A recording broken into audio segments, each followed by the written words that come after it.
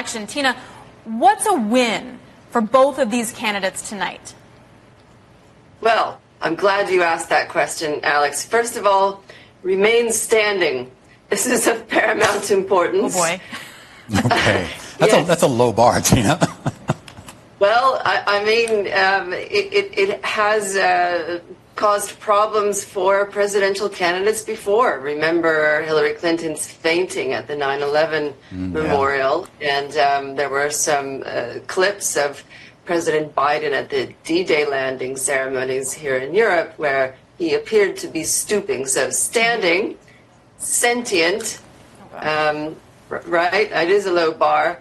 And also swipes. Those are my three S's. Swipes, meaning the swipes that they are going to take at each other. This is going to be more like a worldwide wrestling match than a genteel kind of earnest policy debate like the one that took place in 1960 between Nixon and John F. Kennedy. So it's like a wrestling championship, but the goal is to stay standing. I guess that makes a little bit of sense. It's an octogenarian contest. Fair enough. Let's keep that in mind. But Tina, for those who are watching it, is anyone going to learn anything if they're undecided or independent? Well, I actually think there's a tremendous amount riding on this. There is a kind of a pregame atmosphere going on. I mean, I'm in London. I have to stay up until 1 a.m. If Romain invited me to his viewing party, I definitely would go because I am a little bit of a political junkie, as you might imagine. But with so many undecided voters, with so many registered independents, and with these two candidates being deeply unpopular, right, the double haters, plus the global stakes and the domestic stakes, there is a lot riding on this. This debate is like the opening salvo, finally, in this campaign. I am curious, too. I mean, it's interesting you talk about the undecideds here, and I guess the folks who can really sway this election. One thing that we are anticipating that could happen potentially today is that Donald Trump, the former president, will announce who his running mate is going to be now. We don't know who it's going to be. We know it's not going to be Mike Pence. But I am curious as to how much a VP candidate can sway undecided voters. I mean, the answer is not very much. And historically, a VP candidate might be chosen if they could be, counted on to deliver a big state. The candidates that are being considered by Donald Trump, unless he does something, that would be very much on brand and surprises everyone. He said that his VP candidate will be there. There won't be an audience.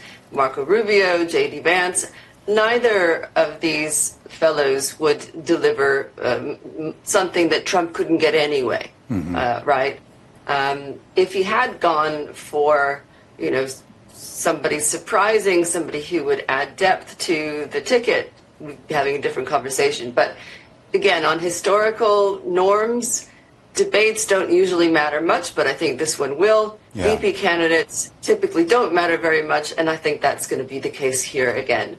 So our Bloomberg reporting has kind of laid out what they think each candidate is going to talk about. Trump apparently going to try to hit Biden over the head with some of the issues involving immigration as well as with Hunter Biden. And, of course, Biden trying to make a plea for, I guess, the future of democracy as he sees it.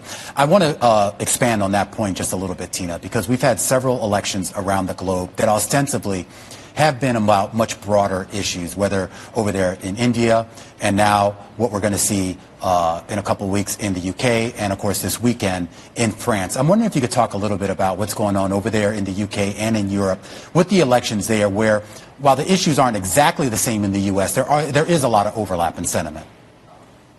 Sure. Well, immigration has moved to the center as a mainstream issue, whether we're talking about the United States or anywhere in Europe. And that's not surprising given that numbers of immigrants have increased so much in the last several years. And that's driven by conflict and climate change and all kinds of things.